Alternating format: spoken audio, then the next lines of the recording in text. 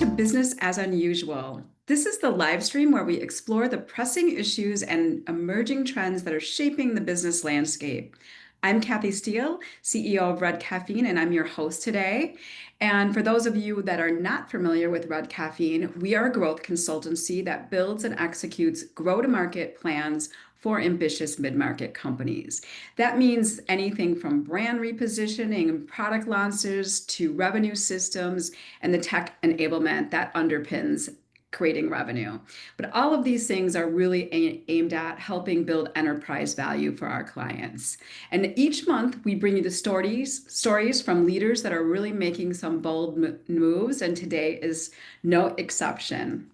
Today, we're going to talk to Christine Rogers about her acquisition of M3 Learning from legendary sales trainer Skip Miller. So within just a few days of Skip's unexpected passing, Christine stepped in to preserve business continuity, secure the IP, and modernize the proactive selling platform. This was, really, really challenging to both honor a legacy brand while she's positioning this new era for M3. So I'm really, really thrilled to have her here today. We were huge fans of Skip's. He was one of our prior BAU guests, along with Tom Latteray.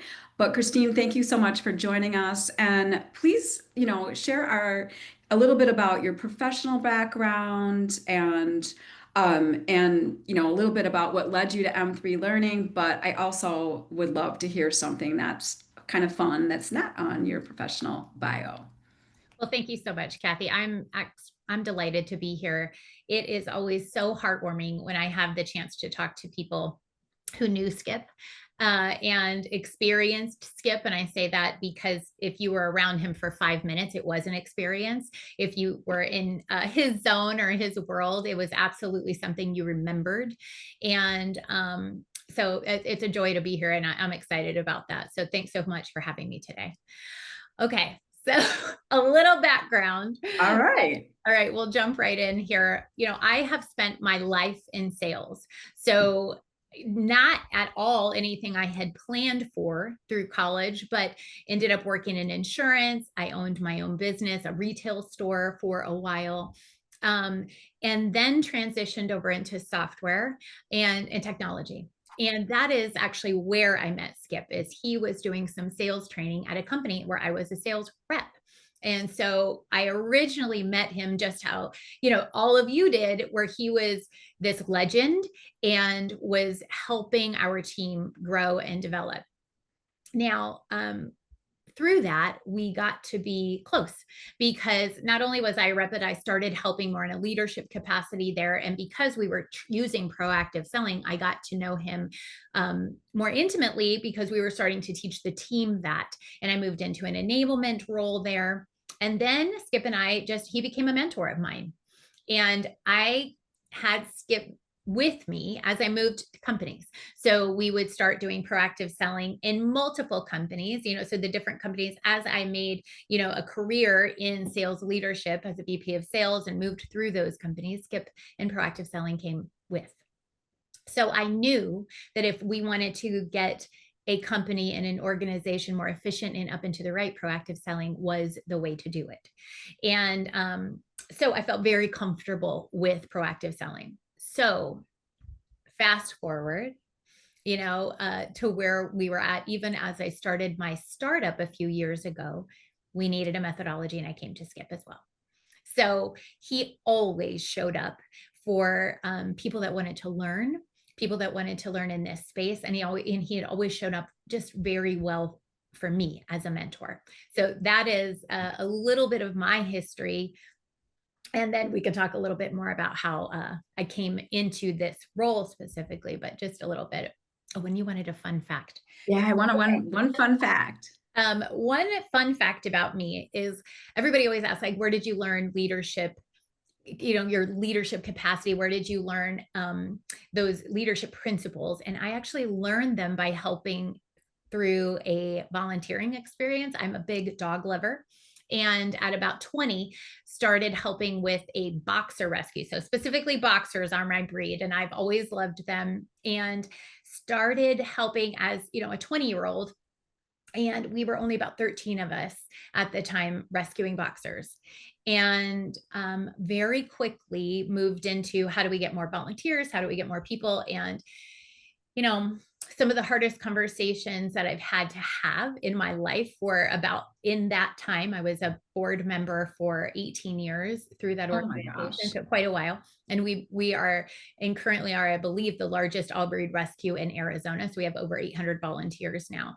But when you can imagine having hard conversations with people that you're saying your free help is not helping. And so learning to have those hard conversations to actually, do all of those things. My learning, almost all of my early leadership development came from rescuing dogs because the dogs are easy, the people are challenging.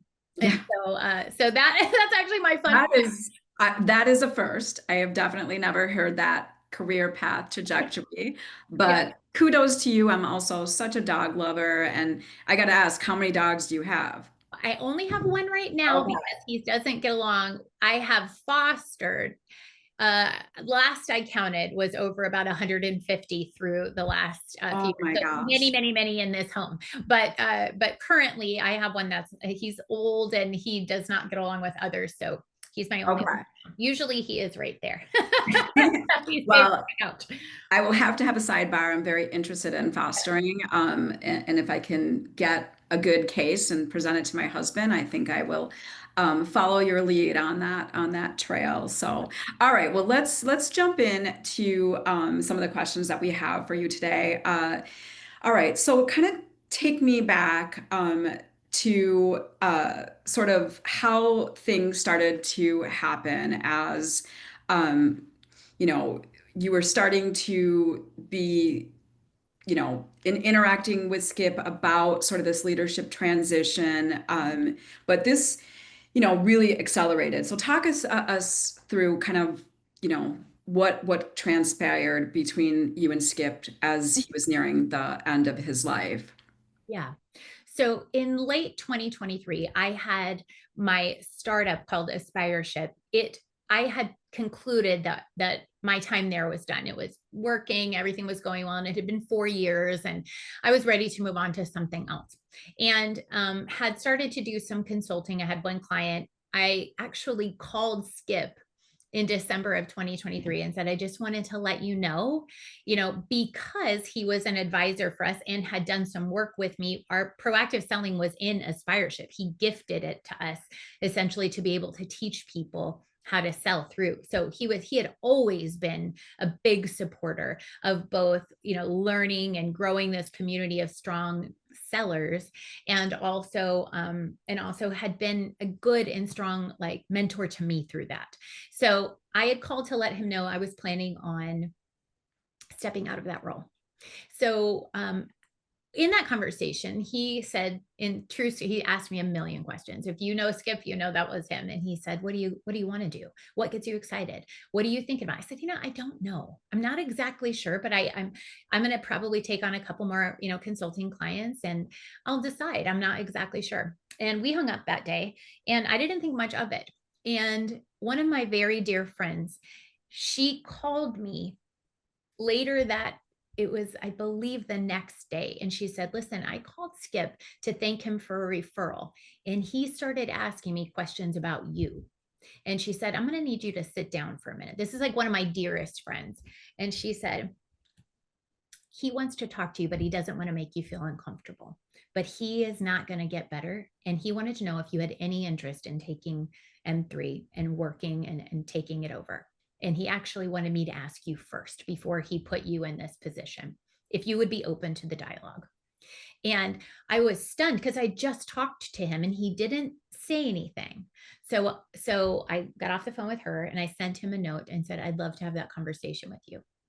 And in true Skip fashion, he said, tell me what you think our agenda will be on that call, Christine. And Of course. of course he did, right? So I said, here, I have a general understanding, but I'm not sure why me. And I'm not I don't even know what we're talking about here. So I want to hear you. So he and I talked the next day and he said, I'm not going to get better. And, and I didn't want to make you feel pressured. That's kind of, I didn't mean to go about it this way, but I wanted to just know if you were at all interested. So he shared with me, he said, listen, my thought would be, it's always been in the back of my mind that I thought it was you that could take this over. And he said, because the last 4 years you've been training people on how to do selling through a virtual environment. You've always known how to hold accountable. You are literally your own ICP. You would be, because you were the VP of sales at all these companies, and you would be selling to the, you know how to do this, and you know it works because it's worked in every company you've been in.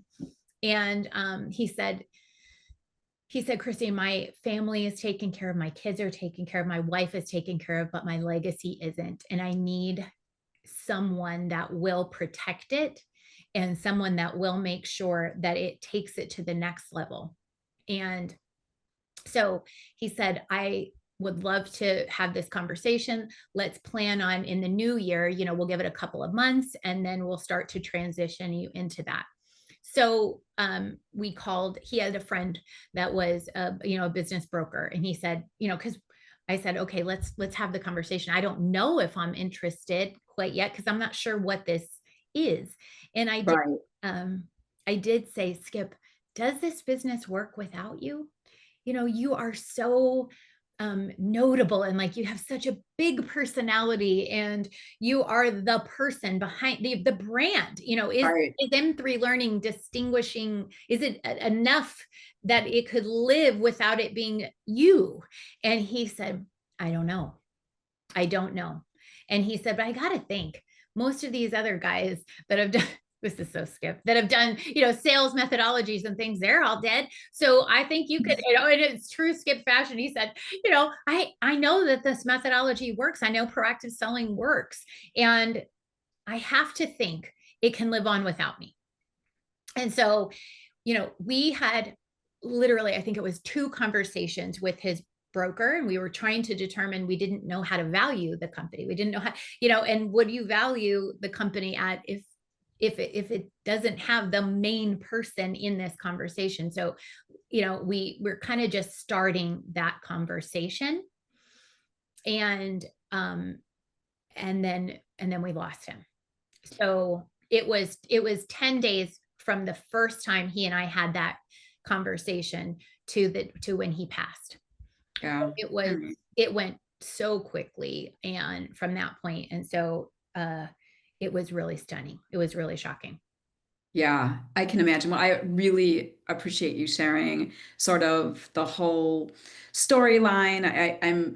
I know you're able to smile now, but I'm sure there were some very difficult moments on that first call, and just the realization of being terminally ill. And we all are terminally ill at the end of the day, but most of us have a lot longer timeline in front of us. So I can imagine you had to be pretty choked up just by how much he wanted you to think about this and consider it, and touched by him, his desire to have you be the future leader. But it must have also been extremely difficult because of how fast things escalated. So on that note, there are a lot of leaders that watch the Business as Unusual series, a lot of leaders that are running their organization, potentially thinking about succession, and they're intimately involved, I mean, in their businesses still. I think that is a pretty common practice for people that have built or founded a business to have a really critical role.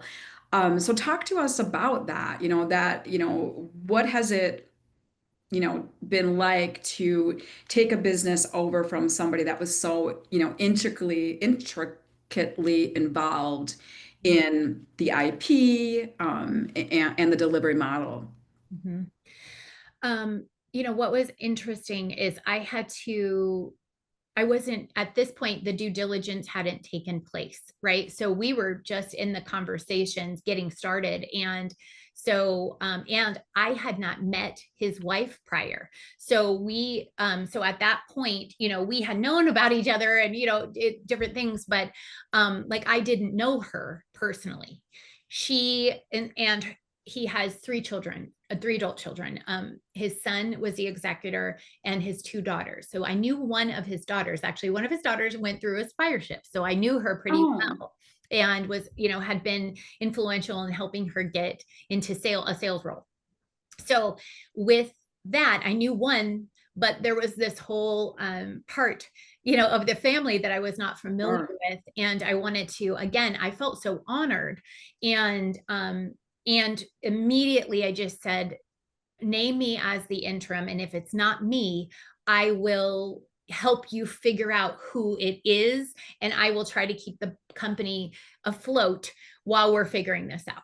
Yeah. So they did. I mean, right at the new year, they said, Christine is going to be our interim, and they announced his passing, and it allowed kind of us to do that exploration. And a couple of things I think were really important. Number one, like his family is unbelievably supportive. I feel like, and we have all laughed about this since, but they said, we feel like we got you, and like, I feel like I got them. Like So they are, they like, oh, it's going to get me choked up. They're a tremendous group of individuals, both, individually and as a group. And so they, when I went to the funeral, they embraced me and said, like, if our dad loved you the way he loved you and he trusted you and he was wanting this for you, then what can we do to help? And so it was really a powerful thing. And also I was still not sure. I mean, there right. was a lot in that. And I said, if it's not me, I'll make sure I help you find someone that will be amazing. Because again, we had just begun the diligence process and trying to understand all of those things. So I think I lucked out. I really do think I lucked out with this beautiful family. And, looking back, it is not a surprise at all. Knowing who Skip was and who he always was, of course he would have a tremendous family. And I think that it was just, we were very intentional about how we were communicating. I wanted to honor everything that he had built. And also I wanted to let them know I would likely be changing some things as we went along and making sure that that was going to be okay and that they wouldn't be frustrated by that or think that I was trying to not honor his legacy or what he did, and so there were a lot of, I would say we had some interesting conversations, but we did it in a way always that I feel like was respectful and honoring who he was and to all of us, and trying to create, and I would say co-create what the future could look like, you know? Yeah, I mean, first of all, I think it's so important for the marketplace to hear a positive story like this because we hear so many negative ones where there's an unexpected event and it takes a leader out, and there's really no succession strategy in place. And even though there was some early beginnings of a succession conversation, it certainly wasn't ironed out. So I do think it's important for people to know that there is these types of opportunities for their business to have, maybe a soft landing and something that's more permanent eventually, or to have something that can be transitioned so smoothly if all the parties are just coming at it from a place of opportunity versus it being all about dollars and cents. And I think that sounds like obviously there's a financial component to every sale, but then, being able to take into consideration the emotions, regardless of somebody passing or not, it is an emotional thing for a business owner to transition their business. And so I'm just grateful to hear a positive story because I don't always get to hear those. I'm So sure. I'm on sure. that line, I mean, there were things um, that were, really important to the future state of what M3 could look like. So things like the IP. I know Skip authored a number of books, and then there was like just the core curriculum. So how when we were thinking about talking and giving leaders some guidelines and advice here, what were some of the things that, came up in the discussions as you were, trying to firm up the deal? And then, what were some of the surprises to you? Because I'm obviously probably not done this before either. So I'd love to kind of hear, things that were real aha moments for you, or things that you would be able to kind of say, this is what I would, do again because of, how positive the outcome was for us. A couple of things that I think worked very well is that we did have Ron, who was the broker that knew Skip very well, did not know me at all. And but he was that middle that helped facilitate some of the harder conversation Okay. Yeah. between me and asking some questions, right? And doing the diligence and the family. And I think that worked very well. And I think it worked because he loved Skip. And so he, having those two conversations that we had before his passing, the three-way call that Skip and I had with Ron, and, Ron introduced himself to me and said, I'm just going to do this to help. And it went fast. I mean, we hadn't penned anything. We hadn't discussed valuation. Like we hadn't talked about any of these things, but having a middle person who cared very much about Skip really helped, Okay. because he also knew the family.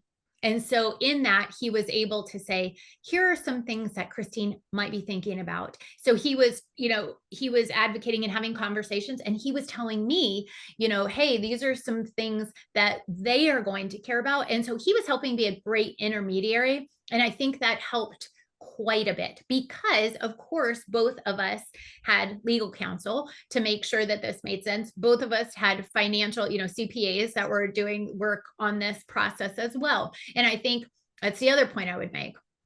Having good people on those teams, very important. So it was really important for me that both my CPA and my attorney understood the relationship that I had with Skip and the relationship I have with his family. And that Yeah. this is not about trying to do anything other than a fair transaction. If this is going to be something, and we all need to walk away feeling very good about this. And I will say, the way that both of those, my CPA and the attorney that I hired, they're phenomenal human beings, and they were so kind. Like, whatever we can do, however we can help, they were always respectful, always asking, and understood that we are all on the same side of this. And so none of us, I don't think on any of this, felt like we were adversarial. It was like, what can we do to make this work in the way that feels great for everyone? And so I think that is another thing that worked, and that we had that, kind of mediator. And then we also had people around us that were very, very motivated and understood that we are trying, this isn't sides.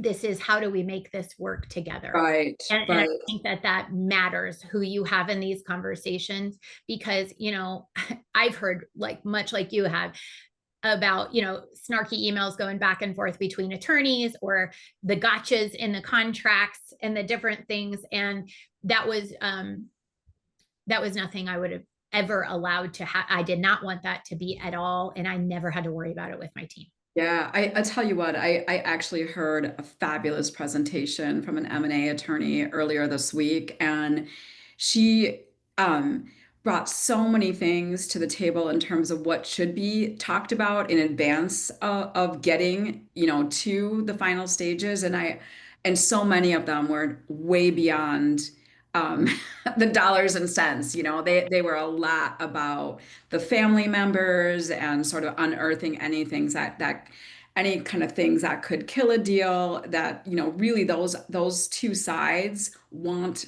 to get a deal done. They don't want to kill a deal. So I'm glad that that was the experience, that you want to make sure you're getting your right representation, but the unified goal is the transaction will happen.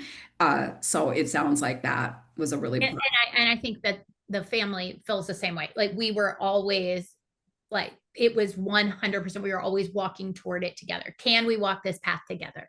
That's what we were trying to figure out, is we considered it walking this path together. So, Yeah. and I feel just so fortunate. Like I said, so fortunate.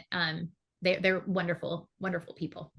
All right. Well, so you've told us a lot about kind of that first part of taking you through some of the succession conversations and getting the deal concluded, and so now you're starting to run M3, and M3's always had coaching at the heart of the core offering. Yeah. So talk a little bit about how you have taken Skip's methodology, and started to think about how it's going to be applicable for today's selling environment, tomorrow's selling environment. Talk us through some of that. Yeah. So Skip, predominantly before, COVID, he was much more of a road warrior. He was going and doing a lot of in-person trainings and keynotes and SKOs and a lot of big events, right? And had a retainer model with clients and would come, regularly. And when COVID happened, he had to adapt to more of a virtual setting. But I believe he was always planning to do a little bit of both, in that environment, which in my aspireship time with my startup, I had done all of it was on demand. So it was not live, it was recorded trainings and people were learning and doing that on demand. So I had helped build that curriculum and do all of those things together. So I was very familiar with that. So when we were looking at what do we have here, timeline wise, Skip passed in December of 23, and the deal concluded, we got everything done the following March of 24. Okay. So just, as far as timeline goes. And I was trying to determine, like, okay, what do I have here? And right away, got an inbound lead. And I'm like, okay, like, I've got a oh, okay, I got a lead. lead that came in, through the website. And it was interesting because typically people would come, and many people have come because they've heard of proactive selling. They knew Skip before when they were a rep, and now they're running the show and they want to use proactive selling. This is kind of the framework that has shown up now. This is kind of what has happened since. But that first one, they didn't know Skip. They didn't know anything. They just, someone like friend of a friend had said, look up proactive selling and M3 learning. Actually, I never found out. I asked her 3 or 4 times, how did you hear about us? And she Right. never remember where it actually came from. So for me, I'm like, let me see if I can sell this.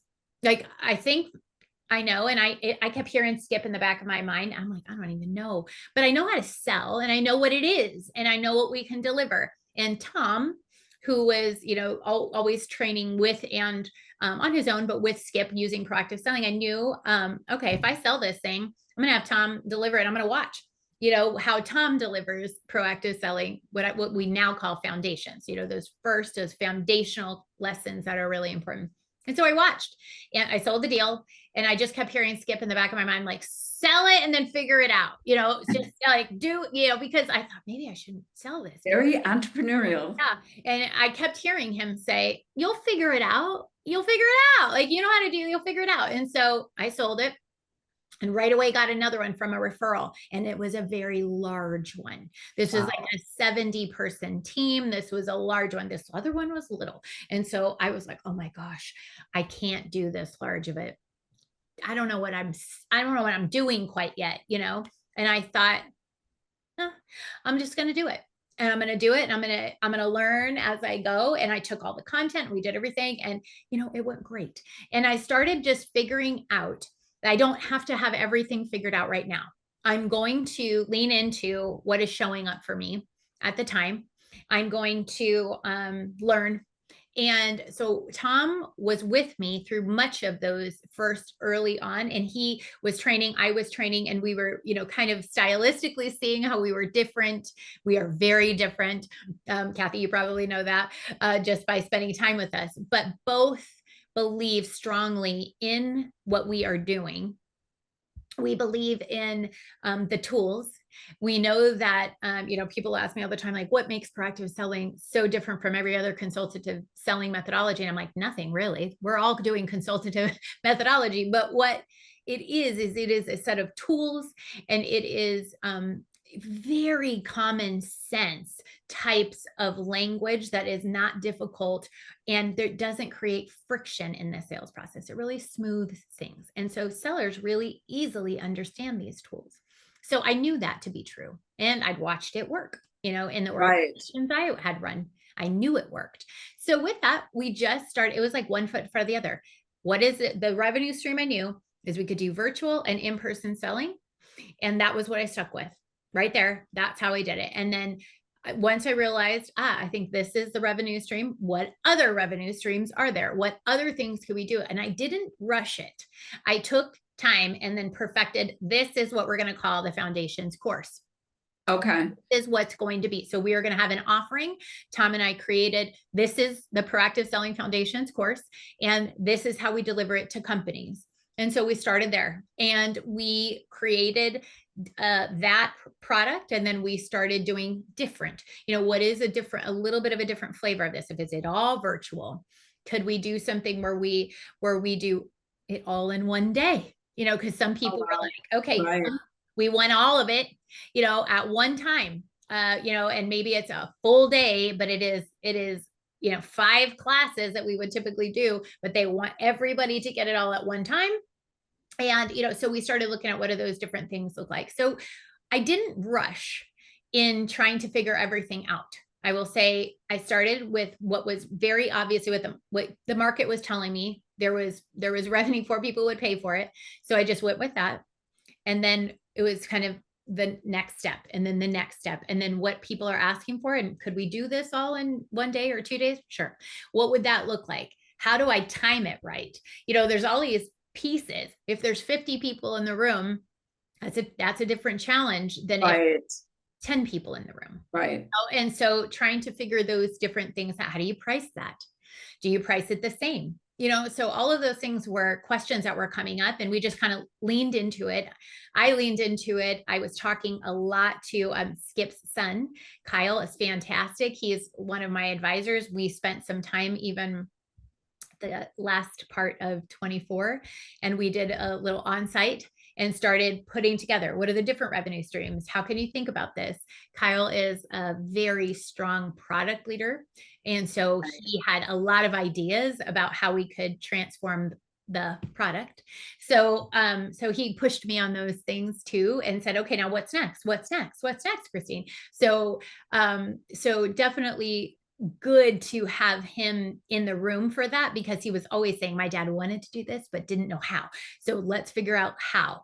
Or, what do you think about doing this? He didn't like this part of it, but I think it could be valuable to look at. And so we really started challenging and kind of co-creating what that future could look like. We haven't realized all of it yet, but we're getting there, little by little. That's fantastic. And I'm curious because, it's almost like you're getting a chance to, really unpack what's working in the business, what's not working, kind of bounce that, off of what the market demand looks like. So I'm just curious in the last couple of years, what are you seeing as some of the biggest gaps in sort of training or in what the market is looking for from their coaching and training programs to improve sales outcomes today? Mhm. So I think that what we are trying to lean into is what I would consider more of that hybrid model where people like adults don't want to have an experience where they're learning solely on demand or solely with just a book. So I've had many people say, I've loved the book. Went through the book with my team, but I need some help with, learning it, like workshopping it. We're not quite Right. right. So they need some live help. And then I've heard people that have said, I I I had a speaker out at my SKO and they were just kind of like talking at my team and that didn't really last, like nothing. So there's this component of I think adults are, if you can give them some learning that's happening before. So this is what I mean hybrid is I will record sessions for teams, a couple of minutes of this is what we're going to talk about. So I give them that prep, that understanding of this is the concept. Maybe it's the theory, maybe it's like preview of the tool. Then when we get either virtually together or we get together in person, we workshop that to create an environment where they are learning it, putting it to use, talking about it, arguing with me as to why it won't work, and we're having more of an experience rather than talking at them. We are talking together. I'm with them. And Yeah. so what I have found is there is a desire for both. They want to be able to prep. I think adults want to not be surprised at what, if you're going to come into a room and then get hammered by somebody about something that you weren't really ready for, that can be off-putting a little bit. So if you give them some time to noodle on it a little beforehand, then they can come giving it some consideration before, like, oh, I don't know, has that ever shown up for me that way? Or oh yeah, I've noticed that many times. And they'll bring me examples so that we can actually do that. And I found that there is a place where some on-demand learning, then some live learning to reinforce it, and then the accountability has to happen on the leadership side to actually make sure that they're putting it into practice, that it Yeah. is something that they are trying, and that repetition. So I think it's threefold. And those that we partner with, I want to make sure that we do have a strong accountability. And how are they going to hold them accountability, or it will not work? Yeah. Well, one thing I would just want to make sure we clarify, you've said it twice, and SKO, sales kickoff. Sales kickoff. Okay, Sorry. I just want to make sure I know. Thank I hear my husband in my ear saying, "You you. and those Acronym. Yeah. acronyms, Yeah. explain what you Yeah. mean." Yeah. Yeah. Um, The sales kickoff. but I love that there is so many varied components. I actually asked Tom, and we're referring to Tom and Loretta Ray. Recently, I did a presentation for a group that he and I are both involved in, and he gave me some really great, feedback on the interactivity component of any kind of live event. That talking at people just doesn't work. Oh, People want to feel a part of what they're learning and to be able to contribute to things that they might know or have done well. So I love that you've got those pieces baked in where you can do a little bit of prep work. I know, as I've gotten older, I like to prep a little bit more versus just sure. running in the hat and reacting. But I think the other component is this accountability piece. And that's really the biggest thing that we see in the organizations that we're working with is really being able to hold the team accountable for like shared metrics. Because a lot of times for us, we're combining forces with sales teams, and we all have, if we all have some shared KPIs, I think then there's no like finger pointing like, oh, the marketing leads are not good, or oh, Yeah. sales can't sell. So I think that if there's some combined accountability, that seems to be pretty successful. Talk a Yeah. little bit about how are you bringing accountability into the work that you're doing with organizations. Yeah. So one of the things, I mean, I'm pretty clear on if training for you is a check the box activity, we're not for you. That is, Mm, I'm uninterested in it. It's not fun to work with an organization that is, that this is just, we just need to get this done and check the box. And then we can say we've helped them with career, development. I'm uninterested in that. And so was Skip. So we were very shared in that. And the reason why I think Skip and I got so close is because I was his accountability on the business side, meaning as the VP of sales, I was saying, you will use proactive selling. We will right. start to hear it in your calls. And if we don't start to hear it in your calls, we're going to have different conversations because I know it works and we're going to use these tools. So he knew I would hold my team accountable to it. And lo and behold, we started up and to the right. That's what started happening because our sales cycle came down, our conversion rates went up. We started seeing the metrics that were really, really critical for us. We started seeing them move. And for me, now I am able to say, and one of the ways I set the table before we even start training is I require that the leadership team meet with me first so that I'm going to say, this is the content we're going to be presenting. And this is my expectation for what it would look like on your side. Here's what we should be hearing after week 2. Here's how you could be looking at this after week 3. Here are the things we should be doing. And if we're not listening to phone calls, we need to start listening to phone calls. If we're not listening and looking at, did they send an agenda? Are we doing these things? Like, these are ways that I'm going to say, this is how we're going to test them. Every single time we do a training, we also give them homework. And the homework that we give them is not silly homework. It is, look in your pipeline, pull the 2 or 3 that you're having trouble getting back.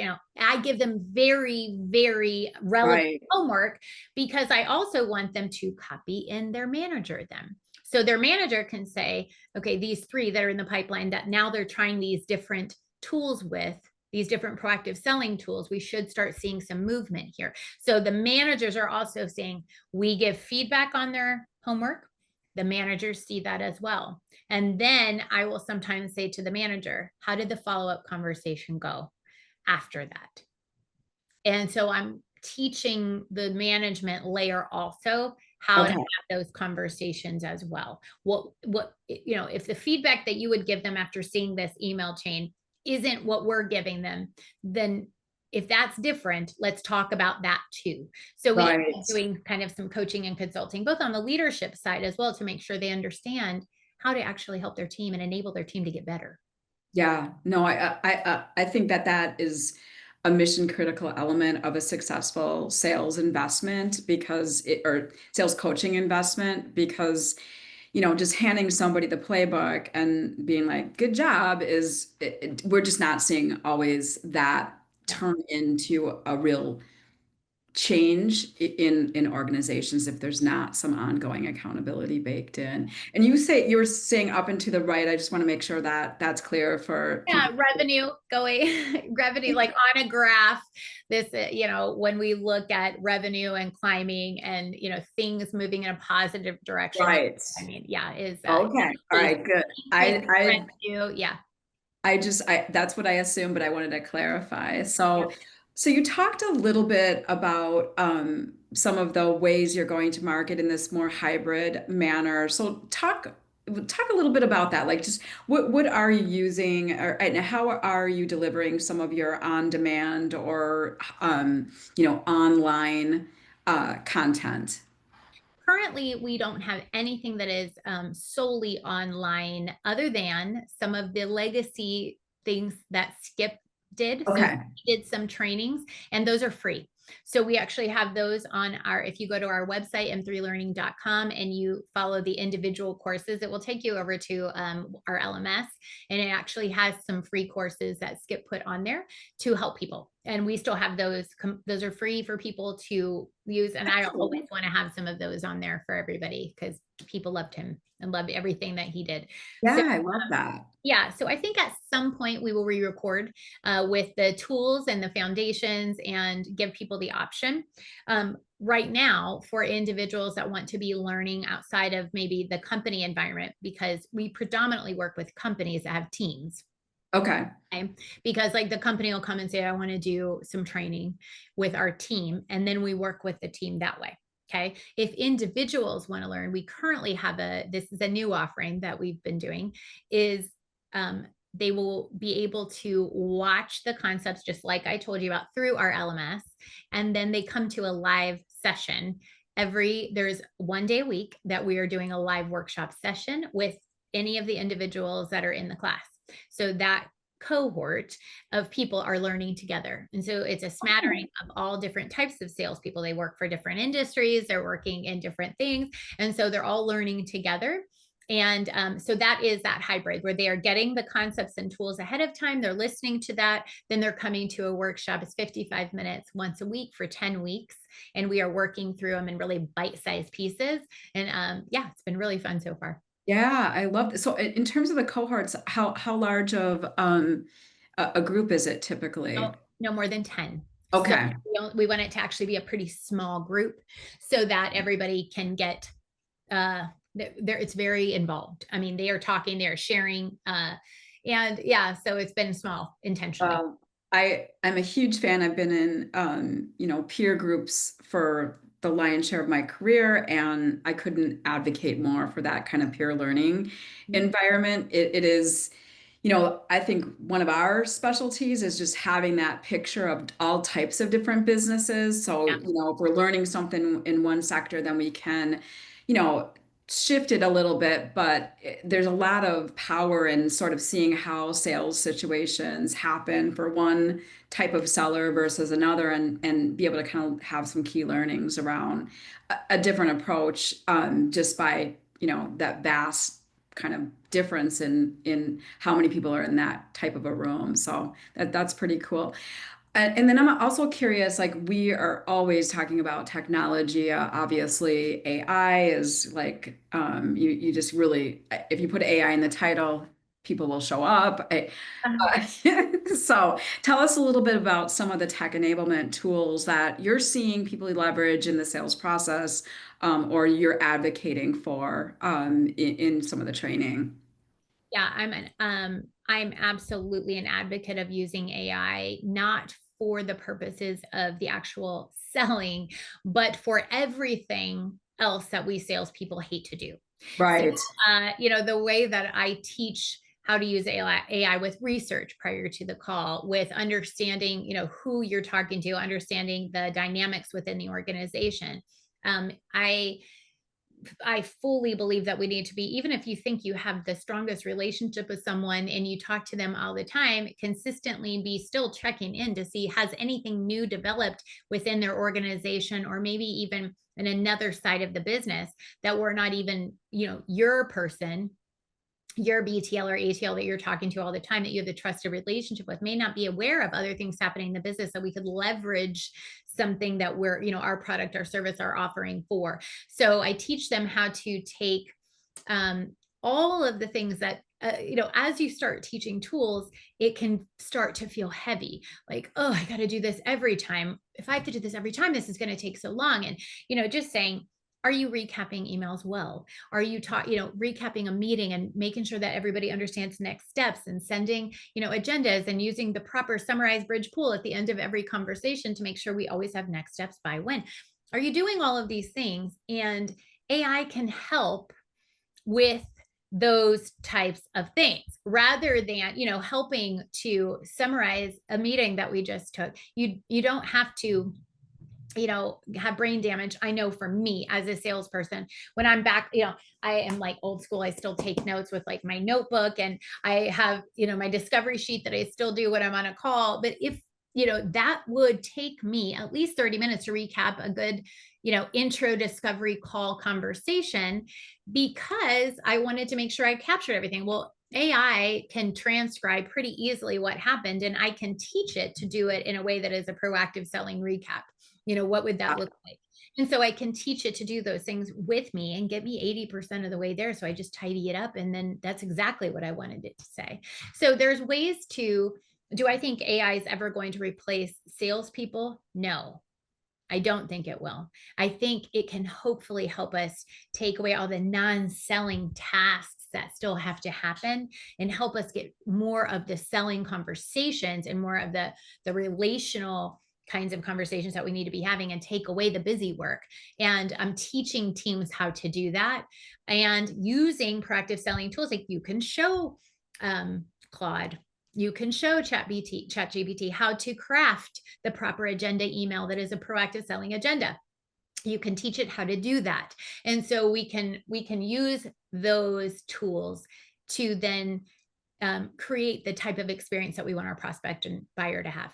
Yeah, 100%. I mean, I am just, I think we are actively adopting a lot of different technologies. We're actually in the middle of like an agent build out for proposal creations, because proposals have become so specific for us now, and they are extremely time consuming to pull together and estimate. So it feels like the right, place to lean in. But the research, the call, kind of, and really, even for some of the people that are in the workforce that are using tools, but they're not even aware of some of the embedded AI or conversational AI, tools that are already in the tools Platform. that we're already, yeah, that we're already using. I think just awareness of what is at your fingertips. I loved still taking paper notes as well, but I'm really not a great note taker. And so, what I draw or what is in my head in a couple of words is not easily transferable. So I love the AI note taking and the ability to, be a lot better about providing the team a handoff if something goes from one stage of the sales process to another. So I think it's been incredible, an incredible ad. Allows us to stay more present also. You and Exactly. I both know if you're taking notes, you're kind of like, you're jotting down, but you can know, okay, I'm going to write a few things down that I don't want to miss are critical, but also I can stay very focused in the conversation that I'm having, which I think is a benefit to everyone, so if you've got, I had it happen the other day where I didn't turn on my transcription. And so then I was like, It's oh, like, okay, like, darn it, yeah.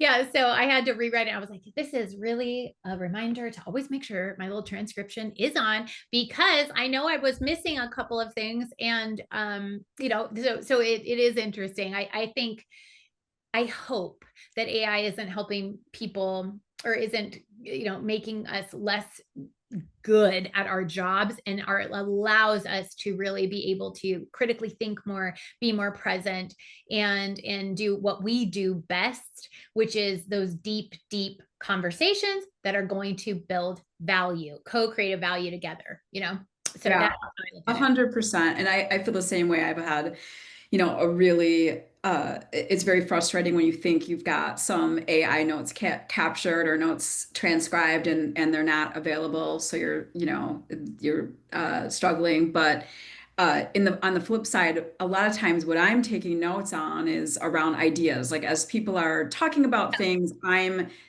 doing what AI can't do. I'm writing things down like they should be trying this. This would be really, a value add to, put in our proposal. So those are the types of things that I tend to jot down that wouldn't necessarily come from the meeting transcript itself. So. All right. Well, this has like been so fantastic. I want to kind of talk a little bit about where do you see the future heading. You did sort of preview a couple of things that it sounds like maybe coming to fruition in the near term. So can you talk a little bit about how are you going to plan to balance some of the legacy that Skip, has had in the marketplace to what is going to be the future vision for M3 over the next few years? Mhm. So I think where we're going next will be more of what we're like what's working. So in that we've created the foundations program, we have sales, proactive sales management, we have these programs, and I think we're going to do more of programs. So we'll create, I have people saying, okay, I've done foundations, what's next? How do I do what, what's the next layer? And, gosh, Skip has so many tools. So we just need to figure out what is the next path. So I think that will happen very shortly, to be able to give the 102 version, or 201 version, whatever it is, and be able to offer that as well to both our clients and, the individuals that want to continue learning with us. I think as I think about the business, though, I am cautious about talking about scale. I don't know if I want this business to scale. I've been in other big businesses that were venture backed companies that scale, scale, scale. This is like what we're saying all the time. And I don't know that I would like that. I'm not sure. This might be a lifestyle business. This might be something that I want to grow differently. I'm not exactly sure yet. And I'm not putting myself in the position where I'm like pressuring myself to have that known yet. I've just been doing this not that long. So when I think about how I probably will scale this company in a small level, so like I'm going to rinse and repeat a few times first, is I want to have another Tom. So I have someone else now on my team who's very similar to a Tom, who is going to essentially build his own business. And I've licensed proactive selling for him to use to be able to grow a business himself.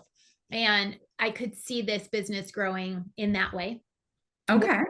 Few different people that are also licensed to use proactive selling as their methodology that they use for training. and be able to create that. And I would be very, very careful who I chose to allow that, to use proactive selling and use all the IP.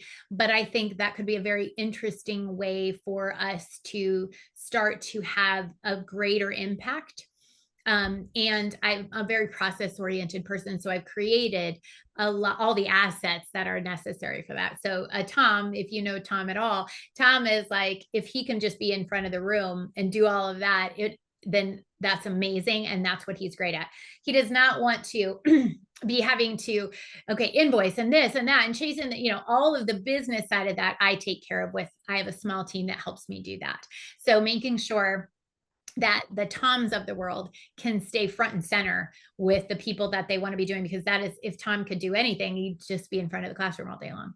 And so if I can help him continue to do more of that, excuse me, then I think we can have a greater impact with more people. And so I would like to replicate that a few times and have a few people that are doing that type of work, maybe in different industries.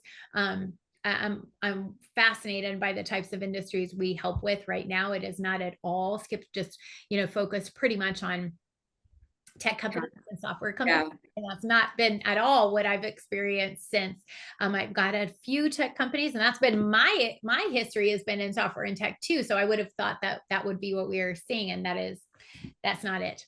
So we've seen a lot of changes over the types of clients that we're working with, and we're having a lot of fun doing that.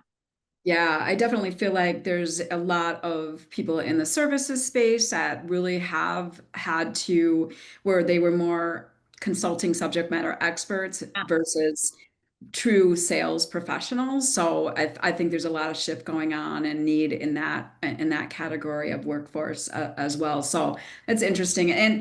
And I personally I love kind of the licensing model. I think that can be a really successful way to go to market, and that is super controllable with a really strong vetting process. But I agree with you. You don't want to just sell a bunch of licenses and not have that quality control on who's delivering the training in market, because that will have a negative impact on the brand. So it sounds like you've got a really, really good thing going. You've really been able to preserve some of the legacy items. You've been able to elevate the way you go to market. That's so exciting.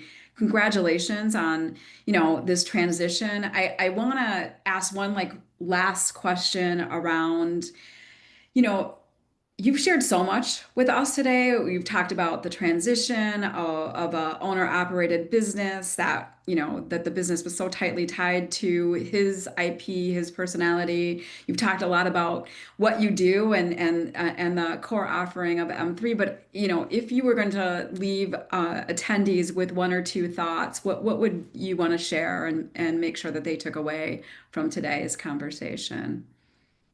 I think one thing, even as I've been building this business in this way, I have thought more about um, preparing for unfortunate things. So I think it's really Oh, important that you have conversations with your family. I am a single woman with two sons, one who is going to be 20 and the other 18.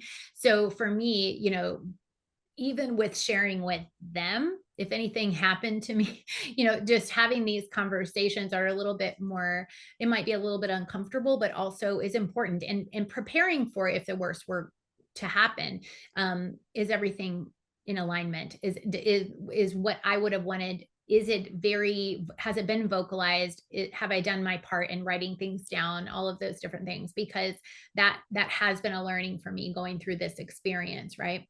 The other thing I think about is um like, you don't know where you're going, where your path is going to be. And I think you and I, when we first talked about this, Kathy, I was definitely in the position where this timing of this was so strange that I was already planning on making this move. And when the fear was coming up, I had to kind of look at the timing and say, okay, all right, I think we choose things and some things choose us. It felt like one of those moments where I thought, I don't have to have it all figured out. I am a very type A personality, a very strong D on the DISC assessment, high achieving on every other way, like every Enneagram type of thing you've ever taken. Like I am the achiever.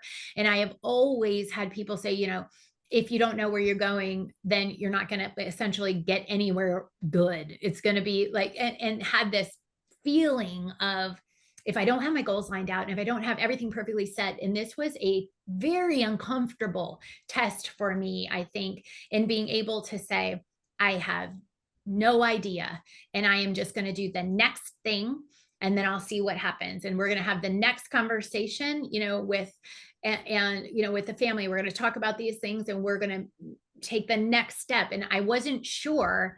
And it is a very uncomfortable thing when you are a planner to be able to say, I don't know where this is going to go, but I'm going to trust that I'm just going to know the next thing to do when it happens. Yeah. And I think that maybe that sounds a little woo woo, but for someone like me, this was something that I must have needed to learn now. And so I'm looking at that and saying, this is a business situation.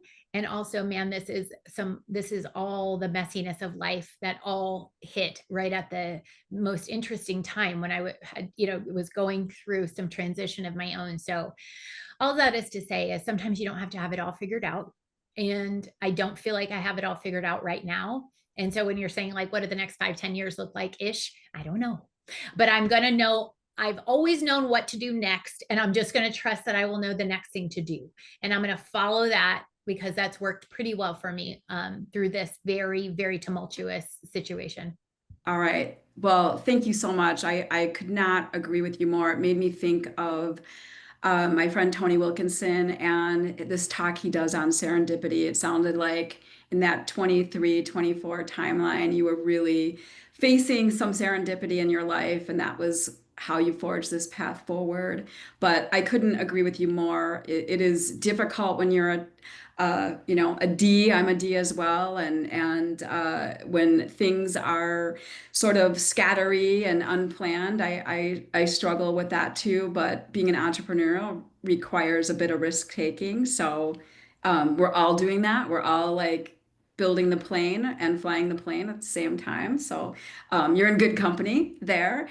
And then like I think lastly, it's just having seen a number of unplanned circumstances, like you described, where you were taking over this business. This has happened a number of times to people in my network, to some of our clients. And so um, being more open to having those conversations with close friends and family. So there are some people that know your intentions and what you're hoping for in case of something unexpected happening. I couldn't agree with you more. Even if you're younger, I think it is important because that plan may change, Yeah. but at least you've got something out there that somebody can take your desired or your future desires forward. So, Christine, thank you so much for joining us today. I think we're going to throw up a way to get a hold of you if you want to learn more about M3.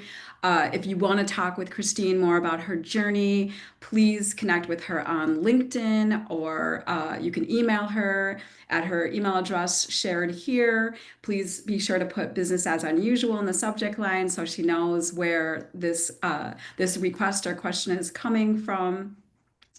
I also want to thank you and Tom for your ongoing support as sponsors of Business as Unusual. It's always fun to have Tom as a guest host. We just enjoy having you and supporting each other. So thank you for that.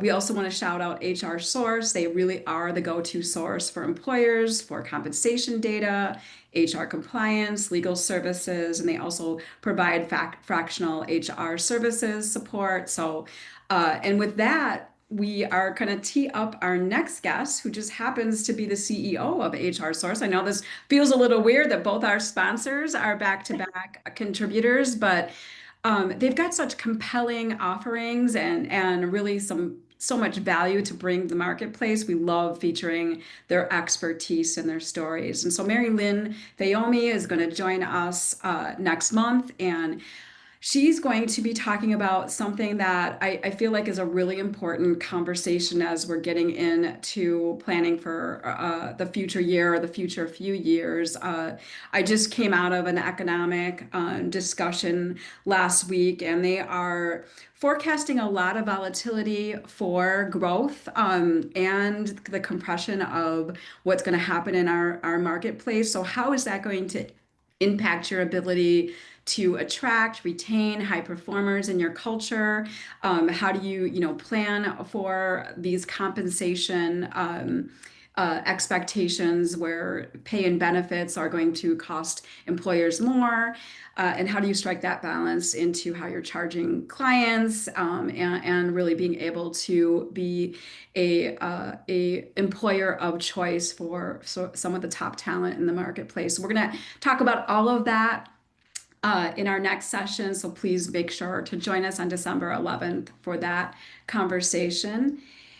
And I really want to thank everyone for attending today. At Red Caffeine, we're really not interested in being usual. We're focused on building badass companies that people want to work with and for. And today's conversation really is a playbook for doing just that. So if you have any questions about maximizing employee enterprise value and planning for succession, please feel free to reach out to anyone at Red Caffeine or directly to me.